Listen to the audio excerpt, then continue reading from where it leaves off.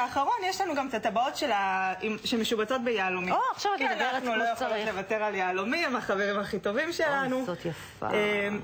נכון, אז כמו שאת רואה, זה קצת, באמת אפשר להגיד שזה עיצוב חדשני, משהו שהיום מתחיל לשלוט בשוק, פחות רק האבן הגדולה המרכזית, אלא באמת לשחק עם זה, עם שיבוצים. וזה גם, זה כמו תחרה נראה, כמו חלק מבגד, נכון? כמו רשת כזאת. רשת. תסתכלי, זאת את אוהבת? זאת עם הפרחים שעלה עם יהלומים.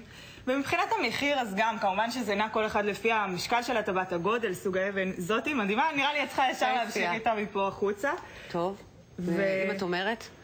אם את אומרת, זה יפה, זה גם, היא לא כבדה, היא די קלה, היא רק נראית מאוד כבדה. עכשיו, מה שיש יפה, שבאמת גם אם יש מישהו עם תקציב יותר נמוך, אז הוא יכול לשחק עם זה, אז אפשר לעשות לו גם לשלב עם קצת החריטות יהלום שנותנות הברק, עם אבנים, כמובן עם כל מיני סוגים של פרפרים.